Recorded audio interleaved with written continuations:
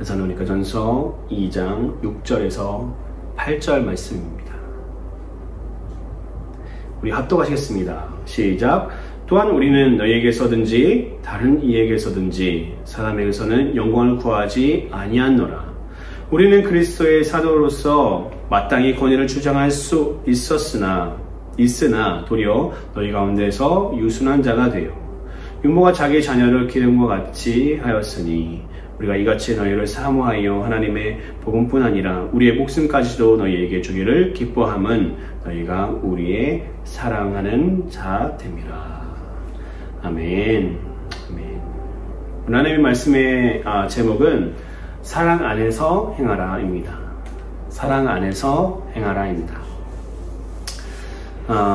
바울 목사님의 전도팀은 철저하게 자신을 숨기고 그리고 하나님과 예수님의 십자가 부활을 통해서 복음을 전하셨고 성령이 자신의 사역의 방향성을 맡겨놓았던 그런 아주 좋은 선교팀이었고 전도팀이었습니다.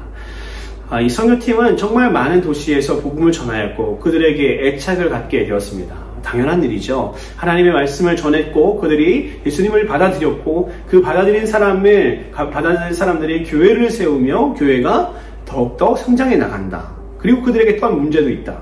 어떻게 마음을 쓰지 않을 수 있겠습니까? 우리가 전도한 사람들 또는 우리가 사역하는 모든 사람들은 우리에겐 누굽니까? 영적 자녀들입니다. 엄마가 아빠가 자녀들을 놓고 생각할 때 내 아들은 잘 지내겠지? 이렇게 생각하는 부모는 아무도 없을 것입니다. 분명히 자녀들이 어디 있는지 항상 눈에 들어와야 되고 어떤 일을 하고 있는지 눈에 확인을 해야 되고 그런 것이 바로 부모입니다. 90이 가까운 노모가 70대 아들이 오면 밥은 먹고 다니냐 찾길 조심해라 라는 이야기를 하는 것처럼 우리 부모의 마음은 항상 이렇습니다. 그런데 특별히 데살로니가 교회, 이 데살로니가 전서 후서의 이 교회는 하나님께서 사랑하시는 그리고 특별히 바울 목사님이 특별히 사랑했던 그런 교회입니다. 자신의 목숨을 줄 수 있는 어머니 아버지의 모습으로 교회를 대했습니다. 그런데 이것은 사랑이 없으면 가능하지 않습니다. 사랑으로 그들을 대했고 사랑으로 그 사람들에게 하나님의 복음을 전했고 그들이 잉태되어 하나님의 사역을 하는 그 모습을 보며 정말 기쁨의 감격을 하고 있는 우리 바울 목사님 또 선교사님의 모습을 볼 수 있습니다. 처음에는 복음을 전하며 자신의 마음에 들어왔겠죠. 처음부터 어떻게 사랑할 수 있겠습니까? 처음에는 복음을 전했고 그들이 성장하는 모습을 지켜보다가 한 달 반, 2달여 정도 사역을 하다가 데살로니가 지역에서 쫓겨났던 그리고 그들의 소식을 계속 듣고 그들을 방문하고 싶었으나 방문하지 못했던 바울의 상황들이 있었지요. 그래서 처음에는 바울의 가슴 속에 그들이 들어왔지만 이제는 영적인 자녀가 되었고 그리고 그 사랑이 점점점 커져만 갔습니다. 그리고 자랑스러워하고 자랑하고 싶은 그런 교회 또 성도들이 되었던 것을 우리는 볼 수 있습니다. 저는 지금 새생명교회에서 목회한 지 한 2달 정도가 되었습니다. 조금 넘은 것 같아요. 참 어려운 상황과 현실 속에서 주님께 구하는 것이 있는데 우리 교회를 불쌍히 여겨달라는 그런 기도를 참 많이 합니다. 그리고 제 마음속에 점점 교회를 향한 사랑이 커지는 것을 느낍니다. 저는 많은 물질도 없고요. 많은 지식도 없는 그런 사람입니다. 아주 세상에서 인정받을 수 있는 그런 사람이 아니죠. 교회를 사랑하는 마음이 하지만 교회를 사랑할 수 있는 마음은 점점점 커집니다. 저에게 자격이 있는지 자격이 없는지 논하기 전에 하나님이 주시는 마음이라고 저는 생각합니다. 우리를 사랑하셔서 자신의 독생자 예수님을 죽이신 우리 아버지 그 아버지의 교회가 바로 지구촌 새생명 교회이기 때문에 그렇습니다. 사랑하지 않을 수 없고 사랑해야만 합니다. 그것이 무리가 되고 부담스럽고 힘겨운 싸움이 될지라도 이 길을 가는 것이 옳은 일입니다. 바울 목사님의 마음에 어떠셨는지 또 저는 모든 것을 다 이해할 수는 없지만 그의 삶을 제가 따라갈 수 있겠습니까? 어떻게? 영적인 리더로 제가 교회를 품고 기도하며 말씀을 선포하는 것이 그게 쉽지만은 않습니다. 저도 점점 영적 하지만 저는 점점 더 영적인 아버지의 심정을 가지고 목회를 하게 되고 점점 더 성도들을 품게 됩니다. 교회를 품게 되고 성도 한 사람 한 사람 우리 아이들까지도 내 마음에 품고 어떻게 잘 지내는지 어떻게 신앙생활을 잘 하고 계신지 우리가 성도의 교제를 하지 못하고 있으니까요. 그런 생각들이 제 마음속에 많이 듭니다. 고린도전서 13장 1절에서 3절 말씀 우리가 한번 보겠습니다. 제가 읽어드리겠습니다. 내가 사람의 방언과 천사의 말을 할지라도 사랑이 없으면 소리나는 고리와 울리는 꽹과리가 되고 내가 예언하는 능력이 있어 모든 비밀과 모든 지식을 알고 또 산을 옮길 만한 모든 믿음이 있을지라도 사랑이 없으면 내가 아무것도 아니오. 3절입니다. 내가 내게 있는 모든 것으로 구제하고 또 몸을 불사르게 내어줄지라도 사랑이 없으면 내게 아무 유익이 없느니라. 아멘. 여러분, 사도 바울 목사님의 이 사역 그리고 그가 데살로니가 교회를 특별히 사랑했던 그 사랑, 죽기까지 사랑한다는 그 사랑이 어디서부터 시작됐다고요? 예수 그리스도로부터 시작됐다는 겁니다. 우리는 이것을 배워야 됩니다. 사랑을 배워야 됩니다. 사도 바울 목사님의 그 사랑을 배워야 하고 또 예수 그리스도의 그 사랑을 우리는 배워야 될 줄 믿습니다.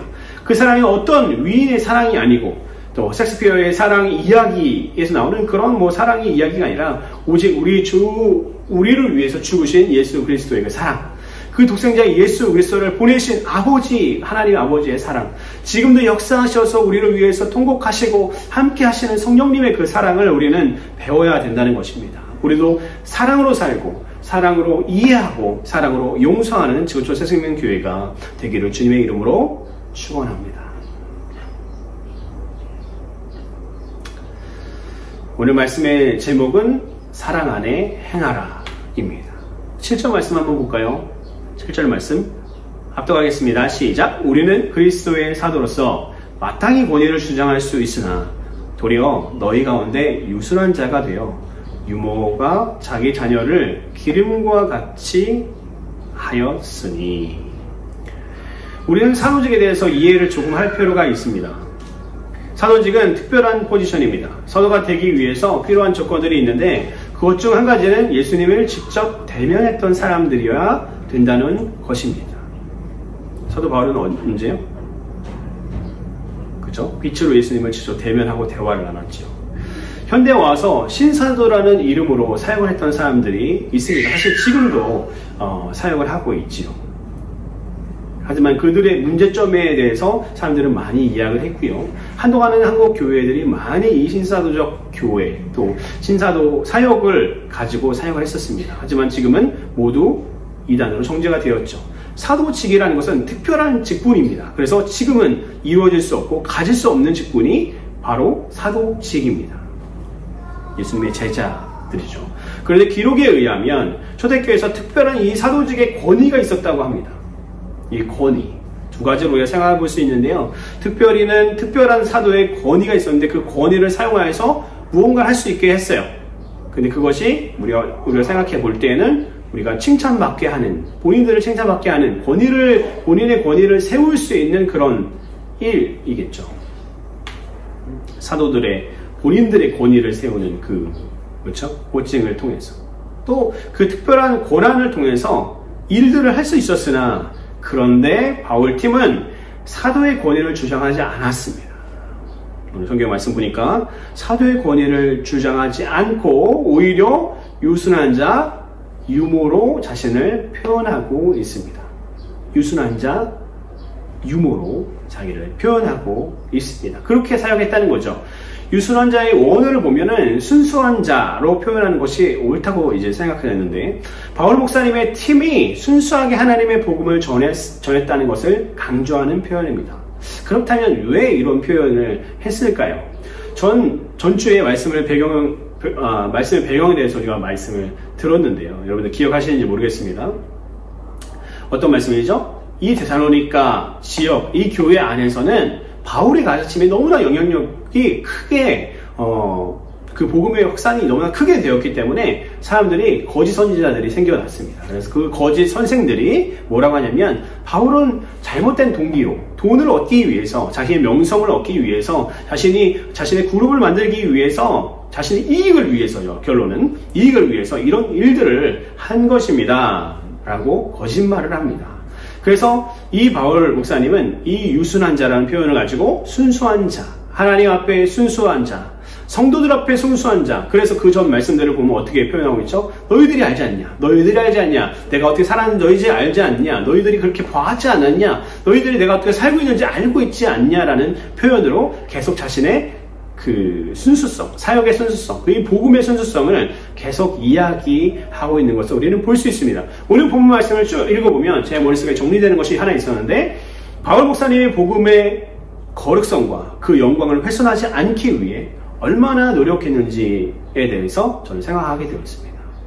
다시 한번 읽어드리겠습니다. 바울 목사님이 복음의 거룩성과 그 영광을 훼손하지 않기 위해 얼마나 최선을 다했는지 우리는 알 수 있습니다. 사실 1장부터 2장, 3장 이렇게 말씀을 읽어볼수록 정말 최선을 다하셨구나. 정말 몸에 병이 생길 정도로 그렇게 아픈 고통을 느낄 정도로 그렇게 열심히 사역을 하셨구나. 사역만 열심히 한 것이 아니라 그가 돈을 벌면서까지 그렇게 열심으로 하나님의 사역을 했고, 자신들이 물질 때문에 이렇게 전도를 하는 것이 아니다. 물질 때문에 이렇게 포교 활동을 하는 것이 아니라는 것을 보여주는 그의 순수성, 하나님의 복음의 순수성을 훼손하지 않기 위한 그들의 사도 바울 목사님과 그 팀의 움직임을 우리는 볼 수 있습니다. 이 복음의 가치가 자신들이 취하는 권위나 물질이나 행위로 더럽혀지지 않기를 소원하셨던 것을 우리는 알 수 있습니다. 적용입니다. 우리가 전하는 복음의 순수성을 위해서 우리는 잘 살아야 합니다. 여러분들, 하나님의 복음의 순수성을 위해서 우리는 잘 살아야 합니다. 참 어려운 이야기입니다. 잘 산다는 얘기. 우리가 마커스 찬양 가운데 그런 말씀이 있죠. 그런 이 가사가 있죠. 오늘 하루를 살아낸다. 참 좋아하고 저도 자주 쓰는 표현인데, 오늘 하루를 살아내는 그 살아냄이 얼마나 중요한지요. 어제는 정말 훌륭하게 잘 살았고, 어제는 정말 말씀 사역을 잘했고, 어제는 정말 그렇게 성교를 잘했고, 어제는 그렇게 구제를 잘했던 우리 교회가 오늘 와서 아주 엉망이 될 수 있는 것이 우리 인간입니다. 죄성을 가지고 있는 우리 인간. 이 순수성, 이 복음의 순수성을 유지하기 위해서, 복음을 전하기 위해서 우리는 뭘 해야 된다고요? 잘 살아야 된다는 겁니다. 그 잘 산다는 얘기의 중심이 뭘까요? 사랑이 있어야 됩니다. 사랑. 갈라디아서 2장 20절 말씀 보니까 제가 읽어드리겠습니다. 내가 그리스도와 함께 십자가에 못 박혔나니 그런즉 이제는 내가 사는 것이 아니요 오직 내 안에 그리스도께서 사시는 것이라. 나는 없고 예수 그리스도로만 사는 인생이 되어야 될 줄 믿습니다. 잘 되지 않죠. 하지만 하나님께서 우리를 붙들어 주시면 우리가 그렇게 살 수 있는 줄 믿습니다. 우리 인간의 연약함과 우리 인간의 완악함 때문에 우리는 그렇게 살 수 없으나, 하나님께서 성령으로 우리를 붙들어 주시면 우리는 그렇게 살 수 있는 줄 믿습니다. 우리는 예수님과 함께 십자가에 죽었습니다. 우리의 악한 옛자는 죽었고 이제 새로운 삶을 살아야 되는 것이 당연합니다. 우리가 전도하기 위해서 잘 사는 것, 그 이전에 말입니다. 고린도 전서 3장 16장 17절 3장 16절 17절 말씀 잘 읽어드리겠습니다. 너희는 너희가 하나님의 성전인 것과 하나님의 성령이 너희 안에 계시는 것을 알지 못하느냐? 누구든지 하나님의 성전을 더럽히면 하나님이 그 사람을 멸하시리라. 하나님의 성전은 거룩하니 너희도 그러하니라. 우리는 하나님의 성전이라고 하나님께서 말씀하십니다.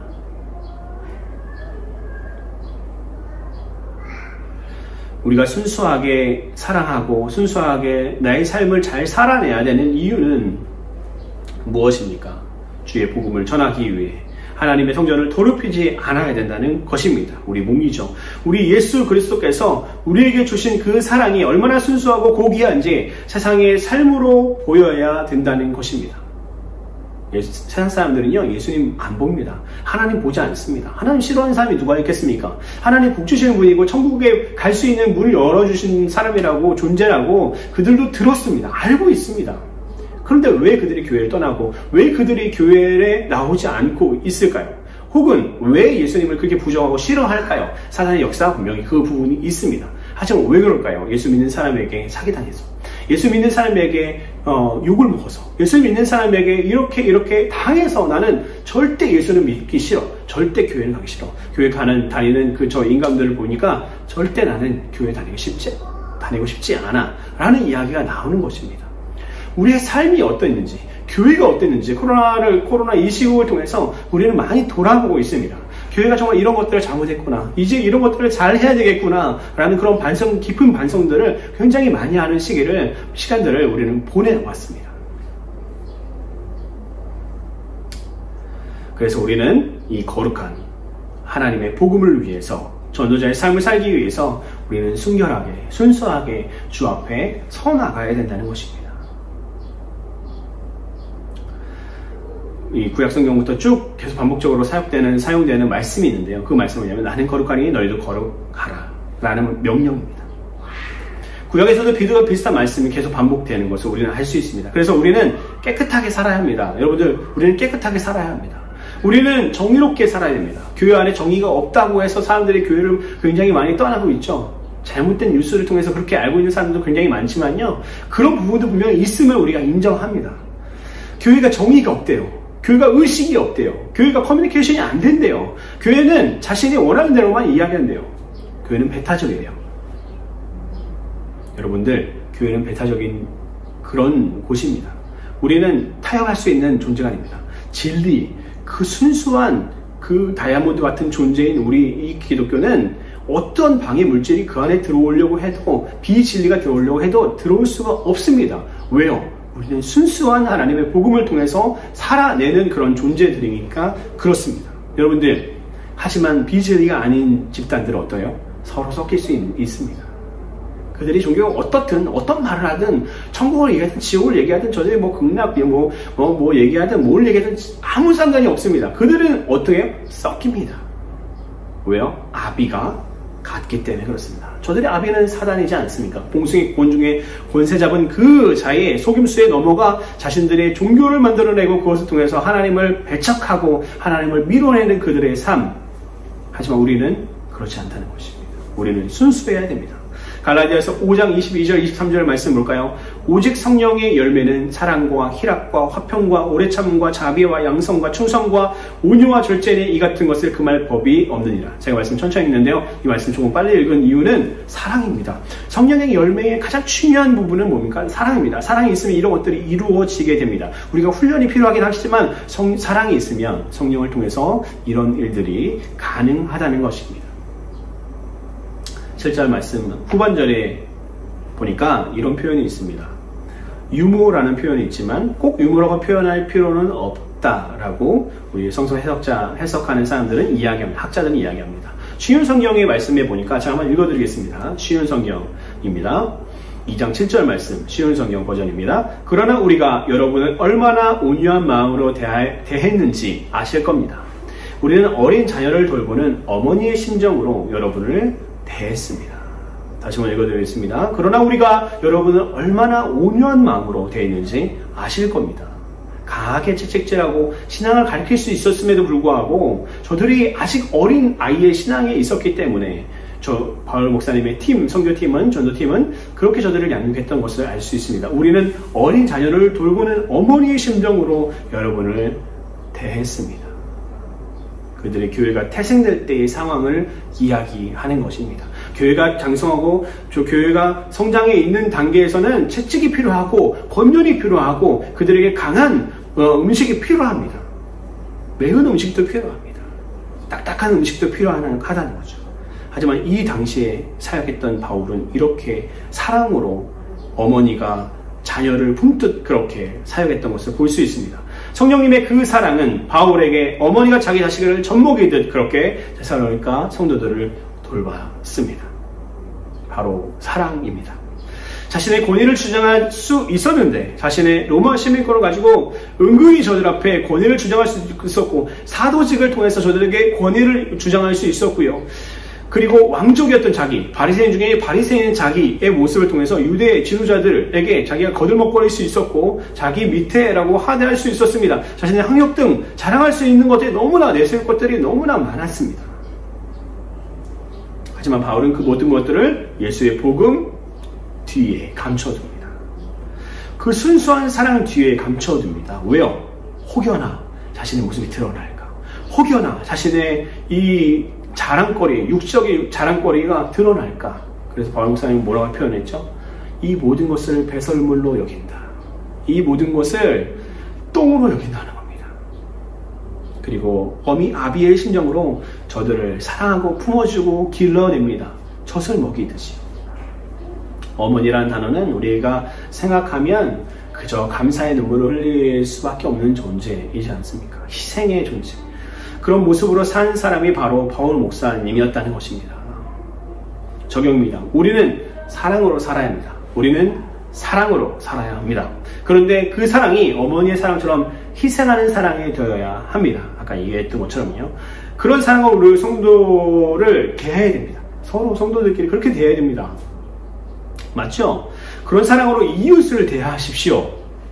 그런 사랑으로 전도 대상자들을 대하셔야 됩니다. 기분 나쁘게 한다고요? 아이고, 다른 데 가라 그래. 아이고, 교회 나오지 마라 그래. 아니요. 예수님이 만약에 그런 자세로 우리를 대하셨다면 어떠셨을까요? 재형이, 왜 이렇게 요즘에 이렇게 신앙생활도 잘 안 하고 왜 이렇게 죄를 져? 아이고, 지옥 가라 그래. 됩니까? 절대 우리는 자격 있는 자가 아닙니다. 누구를 정죄할 수 있는 자가 아니라는 것입니다. 그래서 예수 그리스도께서 우리를 인내하시고 참아주셨던 것처럼 우리도 그가 끝까지 어떻게 참으셨어요? 십자가에 죽기까지 참으셨잖아요. 인내하셨잖아요. 그 인내함을 우리도, 그 희생을 우리도 가져야 된다는 것입니다. 예수님이 더 드러나시고 주님의 영광과 복음이 더 고결한 고결한 복음이 세상으로 보여질 수 있도록 우리는 그렇게 살아야 된다는 것입니다. 이 사랑으로 우리가 행해야 합니다. 데살로니가 전서 2장 8절 말씀 한번 볼까요? 두 번째, 우리가 이같이 너희를 사모하여 하나님의 복음뿐 아니라 우리의 목숨까지도 너희에게 주기를 기뻐함은 너희가 우리의 사랑하는 자가 됨이라. 바울 전도팀은 첫 번째 기쁨의 복음을 전해 주었습니다. 오늘 말씀을 읽어보면 알 수 있죠. 기쁨으로 복음을 전해 주었습니다. 이 복음을 전하기 위해서는 큰 사랑의 희생이 필요했습니다. 데살로니가에는 유력한 유대 사업가들이 있다고 하지 않았습니까? 이 사업가들은 유대교를 믿고 있었습니다. 유대교를 믿고 있는데 한 바울과 실라와 데모데가라는 사람 그 팀들이 와가지고 뭐라고 하냐면 너희들이 믿고 있는 것은 진리가 아니다. 구원은 누구를 통해서? 예수 그리스도를 통해서 가능하다. 오직 예수 그리스도를 통해서만 구원이 가능하다라고 이야기합니다.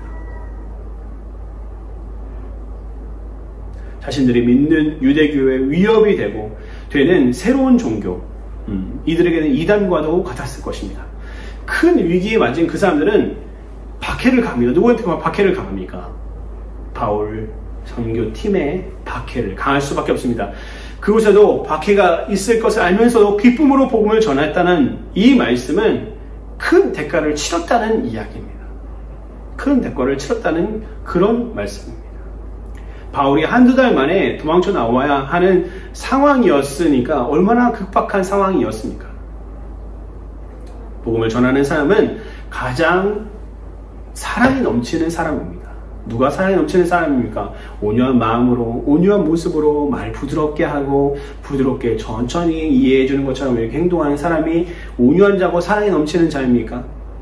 아니요. 그 사람보다 더 사랑이 넘치는 사람은 누굴까요? 바로 복음을 전하는 전도자입니다. 복음을 전하는 자, 그 사람을 통해서 생명이 소생되기 때문에 그 사람을 살려주는 자, 물에 빠진 사람을 우리가 비유로 많이 해야죠. 너무 급박한 상황이니까요. 가장 급박한 상황이 아닐까요? 물에 빠져서 죽어가는 사람들에게 괜찮으세요? 젠틀하게 이렇게 합니까? 아니요. 이 러프하고 와일드하게 우리가 뛰어들어서 목을 잡고라도 끄집어내주면 그 사람이 생명의 은인이고 평생에 잊을 수 없는 사람이 되는 것입니다. 우리가 전도해주고 생명을 구해주고 그들이 불쌍히 여기는 그 사람이 바로 사랑의 사람입니다. 그런데 기쁨으로 복음을 주는 것뿐만 아니라 뭐라고요? 우리의 목숨까지도 너희에게 주기를 기뻐한다. 복음을 전해준 것 너무 기쁘게 너에게 주었다. 그리고 감사하다. 그리고 뭐 한다고요? 목숨까지 너에게 주기를 기뻐한다는 겁니다. 이 사랑은 어떤 사랑입니까? 예수 그리스도의 사랑인 줄 믿습니다. 바울의 전도팀이 이렇게까지 해야 하는 거냐? 저는 그렇게까지 해야 된다고 생각하지만 많은 사람들이 생각할 때, 많은 예수 믿지 않는 사람들이 생각할 때, 아니 미쳤어? 왜 이렇게까지 해야 돼? 아니 그렇게, 또는 일부의 예수 믿는 사람들도 이해 못하는 사람들이 있을 수 있습니다. 아니 이렇게까지 해야 돼? 죽음을 무릅쓰고까지 그렇게 복음을 전해야 되는 겁니까? 나는 그렇게 못 살아요. 그런데 그것이 맞는 것이죠. 그것이 사랑의, 예수 그리스도의 사랑을 따르는 자, 예수 그리스도를 본받는 그런 사람이 아니겠습니까? 그것은 사랑을 본받은 사람이 행동해야 되는 것이고, 이것이 이해되지 않는 사람들은 예수 그리스도를 아주 깊이 경험하지 못한 사람인 것 같습니다. 이것은 사랑을 본받는 사람, 받아본 사람이라고 표현할까요? 받아본 사람만 이해할 수 있는 것입니다.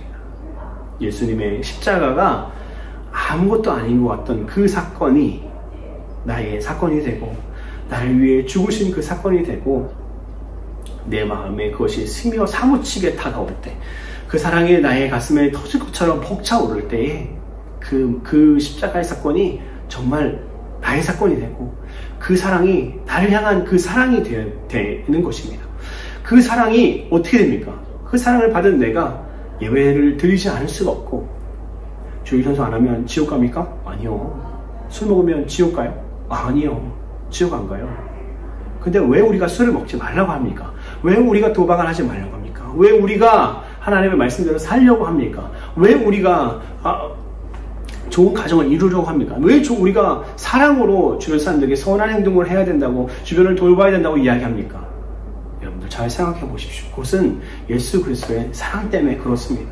우리가 신앙의 생활을 잘하고 하나님께 영광 돌리는 삶을 살며 하나님의 복음을 전해야 되는 전도자의 삶을 사는 그 삶을 살기 위해서, 그것을 살지 않을 수가 없어서 우리는 그렇게 살려 노력하는 것입니다. 여러분, 우리는 사랑의 사람들입니다. 세상에 칼로 무 자르듯이 악과 선을 딱 잘라 악은 처벌하고 선은 좋다고 박수치는 그런 세상입니다. 우리의 삶의 사랑으로 죄인이 이웃을 품을 수 있는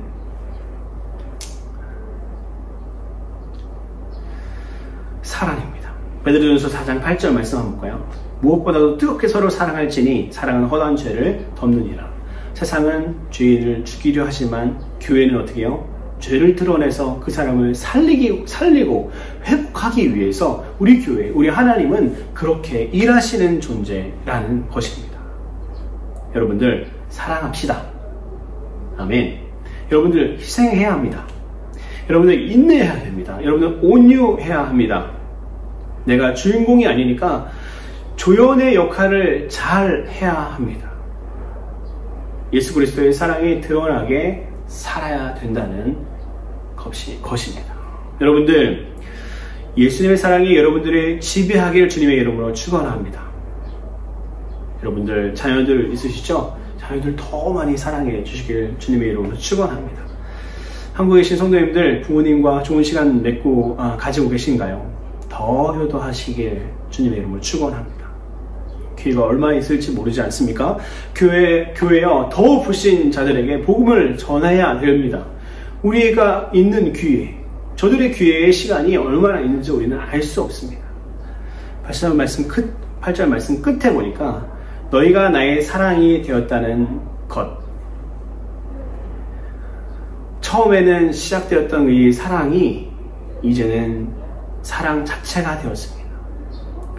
처음에는 저들이 하나님 말씀을 받은 것 자체가 아름다워 보였고, 그러다가 저들이 하나님의 말씀대로 살려고 노력하는 모습에 또 더 아름다워 보이고, 그러다가 저들이 박해 가운데서도 이 신앙을 지키는 모습을 보면서 정말 좋아 보였지만, 그 넘어서는 그 존재, 데살로니가 존재, 그 성도들 자체가 사랑의 대상이 되어 버립니다. 어제 저희 어머니 댁에 갔었습니다.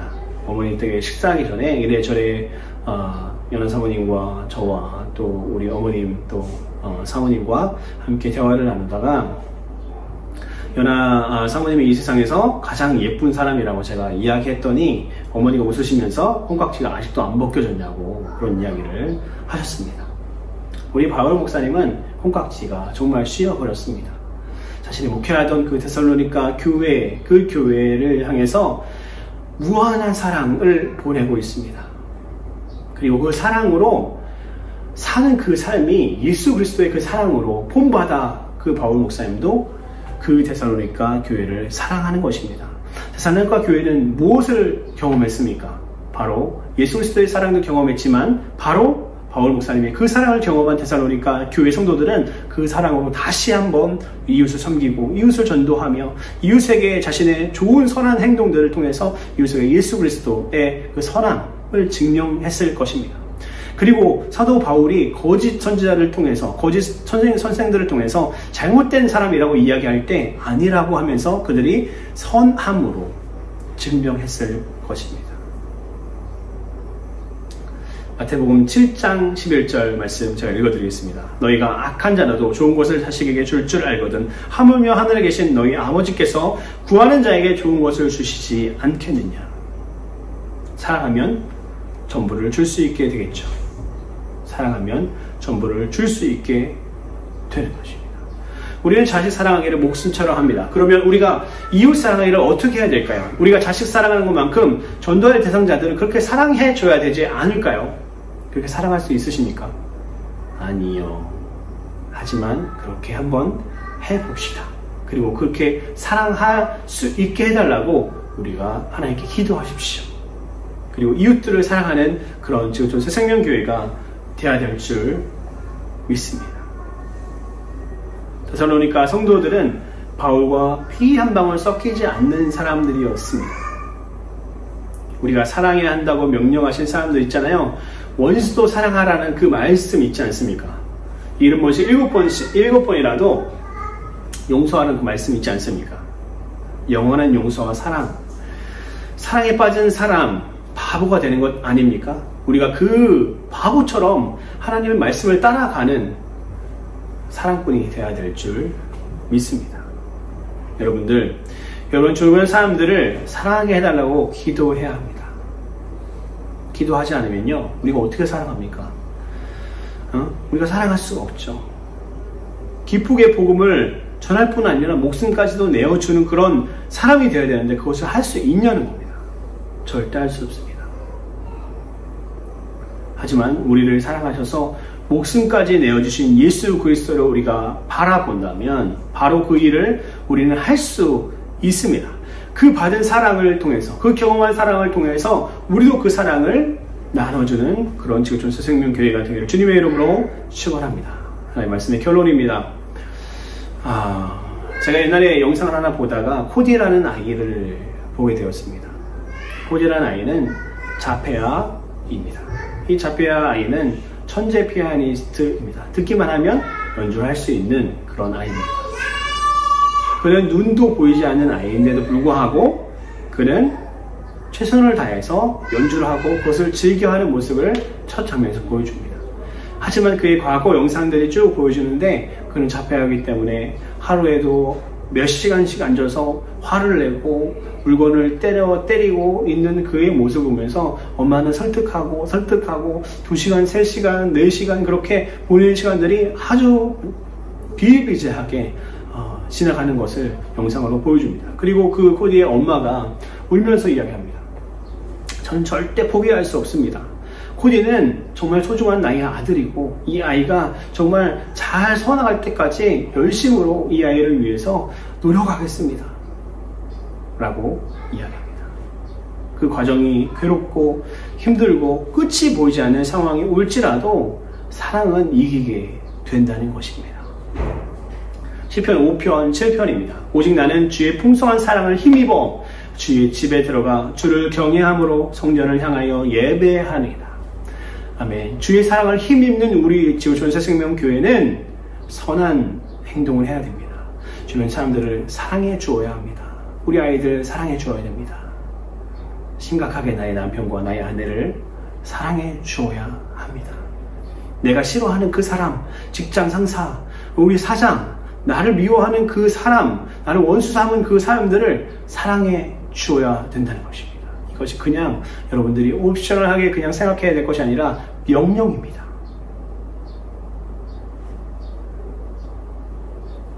우리는 사랑으로 행동해야 합니다. 그러기 위해서 당연히 기도해야 되겠죠. 기도해야 됩니다. 여러분, 성령을 구하시고 성령의 충만함을 받아 성령이 생각하게 하시는 대로, 성령이 움직이게 하시는 대로 그렇게 행동하고 그렇게 사랑해주는 우리 지구촌 새생명교회가 되면 어떻게 합니까? 전도하게 됩니다. 당연하죠. 사랑은 전도입니다. 사랑은 전도이고 사랑은 선교입니다. 사랑은 구제이고요. 우리가 실제로 그 사람들을 도울 수 있는 것이 있으면 실제로 도와줘야 되는 것인 줄 믿습니다. 우리 지구촌 새생명교회의 모든 성도 여러분들은 하나님의 사랑이 풍성하고 가득하여서 하나님께서 기뻐하시는 그런 귀한 하나님의 일꾼들로, 하나님의 자녀들로 세워질 줄 믿습니다. 전 기도할까요? 한번